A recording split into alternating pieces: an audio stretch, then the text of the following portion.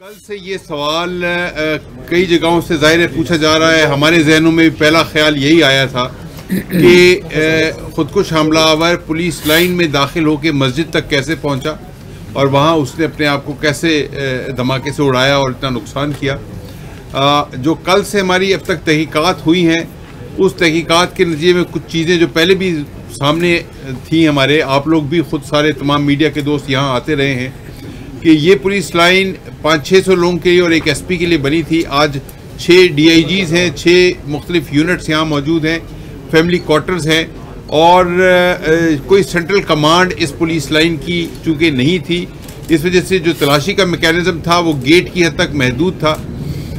Canteens यहाँ मौजूद हैं, कुछ तमीराती काम भी चल रहा था और किसी भी तरीके से कुछ अरसे के दौरान थोड़ा थोड़ा करके मटेरियल यहाँ पे लाया गया और लाने के बाद फिर ख़ुदकुश बम्बार जो है वो मेहमानों के रूप में, और चूँकि CCPO का दफ्तर, SSP ऑपरेशन का दफ्तर मौजूद है, तमाम साइलिन, दरख्वास्त गुजार, अपने अपने शिकायत करने वाले, किसी की FIR नहीं हुई, किसी का कोई और मसला है, चोरी हो गया, वो तमाम लोग यहाँ पे आते थे। जनरल पब्लिक का आना जाना बहुत था, तो उसकी भेस में ये दाखिल हुआ। लेकिन उस वक्त ये इसने अपने आप को ख़ुदकुश जैकेट से मुसल्ला नहीं किया था। बाद में जो भी प्रोसीजर था अडॉप्ट करके एंड फाइनली वो पहुंचा है मस्जिद के अंदर और वहाँ जाके अपने आप को धमाकेखेज़ मवाद के साथ उड़ा लिया।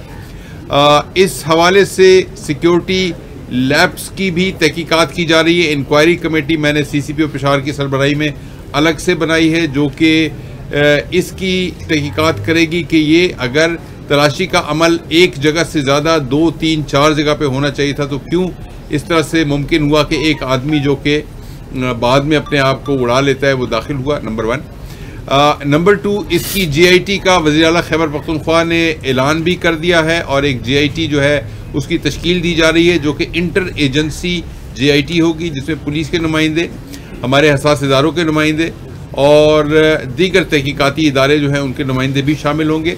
और इस multi agency joint investigation team को लीड करेंगे हमारे एक सीनियर DIG और जो कि पेशावर पुलिस के हिस्सा नहीं होंगे, और इंशाल्लाह तहकीकात करके हम इस बात को बिल्कुल क्लियर करेंगे कि ये जो ख़ुदकुश हमलावर था इसके सहूलतकार कौन थे, फैसिलिटेटर्स कौन थे, कहाँ से ये आया, किस तरीके से बारूदी मवाद अंदर तक पहुँचा सका, और इंशाल्लाह जो भी इसके किरदार हैं तमाम को कानून के दायरे में लाया जाएगा। जहाँ तक रेस्क्यू ऑपरेशन की आपने बात की, वज़ीर आला खैबर पख्तूनख्वा आज़म खान साहब ने अभी साइट का दौरा किया और इन्होंने देख के इनको ब्रीफिंग तफसीली हमने दी और रेस्क्यू ऑपरेशन का वज़ीर आला साहब ने ख़ुद ऐलान किया कि रेस्क्यू ऑपरेशन अल्हम्दुलिल्लाह कंप्लीट हो गया है।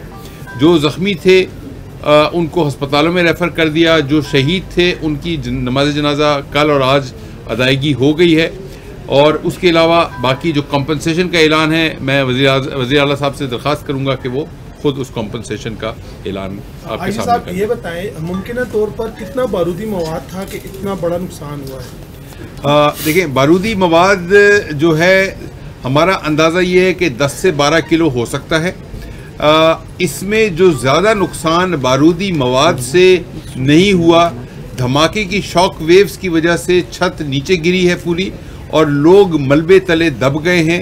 3 इसकी जो कंक्रीट की बीम्स थी उन बीम्स के नीचे लोग आए हैं और पूरी छत नीचे आ गई, फर्श का लेवल, छत का लेवल एक हो गया। ज़्यादा जानी नुकसान जो है हमारा उसकी वजह से। अच्छा जी सर, ये फरमाइएगा कि उम्मूमन हम देखते हैं कि इस तरह वाक़ियात डेली बेसिस पर होते जा रहे हैं, तो यहाँ पर एक साबिक़ा तंजीम जो इस वक्त आज सुबह इस हवाले से हमारी बात हुई। पहले TTP ने ऐलान किया कि वो ज़िम्मेदार हैं, फिर TTP की तरफ से रात को तरदीद आ गई कि हम ज़िम्मेदार नहीं हैं, लेकिन हम अभी इसको देख रहे हैं। हमारा अंदाज़ा ये है कि जमातुल अहरार के कुछ लोग इसमें मुलव्वस हो सकते हैं। जमातुल अहरार का बहुत हद तक TTP के साथ ताल्लुक़ रहा है, लेकिन अब कुछ अरसे से उमर खालिद खुरासानी की मौत के बाद उनकी आपस में स्प्लिट हो गया है, साथ ही ISKP के एक माउथपीस है जिसको आमाक न्यूज़ कहते हैं, आप सब जानते हैं उसको। आमाक न्यूज़ की तरफ से भी इसका कल रात को एक क्लेम आ गया था, उसकी भी तहकीकात जारी हैं।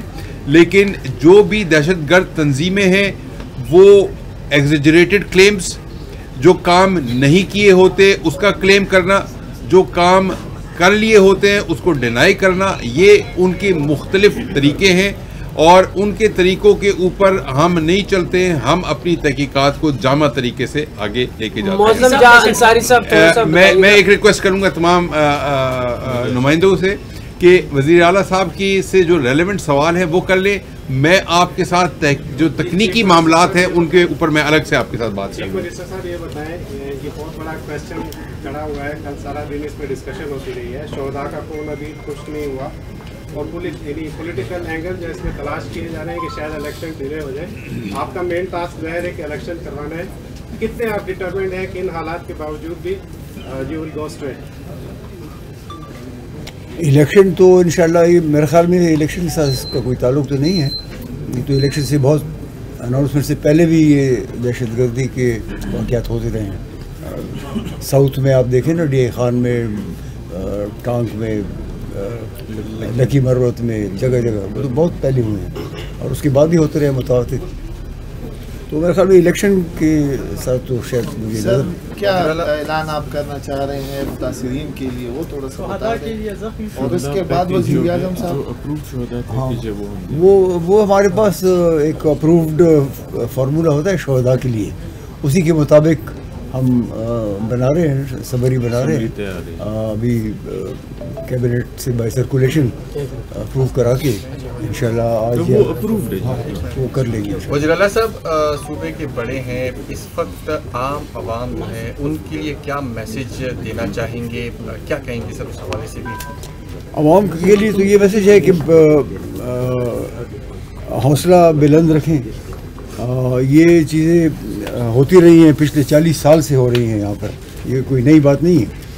जब से अफ़गानिस्तान में ये मसला शुरू हुआ है तो 40 साल से हम सारे एक्सफाटा में और यहाँ नीचे KP में ये वारदात होते रहे हैं, तो कोई नई बात नहीं है हमारे लिए। लेकिन हौसला बुलंद रखना चाहिए और खुदा से दुआ करनी चाहिए कि हम इसका मुकाबला करेंगे और इंशाल्लाह उसके लिए जो स्टेप्स है वो हमारे एडमिनिस्ट्रेशन और पुलिस वो ले रही है। हर मुमकिन कोशिश करेंगे कि ये कम से कम हो जाए। लेटेस्ट फिगर जो है वो 95 है, 95 शहादतें हुई हैं और 157 221 जख्मी हुए हैं। मौज़म जान अंसारी साहब, 24 घंटे का ज़ायद से वक्त गुजर चुका है, पुलिस लाइन चारों तरफ से रेड जोन में है, CCTV कैमरे लगाए गए हैं।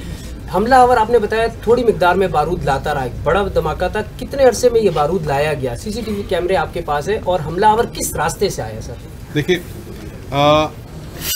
ये इस वक्त CCTV फुटेज जो है वो एक दिन की या 2 दिन की नहीं, ये हम पिछले पूरे 1 महीने की हमने देखनी शुरू की है और उसके अंदर सस्पिशियस एलिमेंट्स, सपोर्टर्स, फैसिलिटेटर्स हैं, उनको भी हम आइडेंटिफाई कर रहे हैं।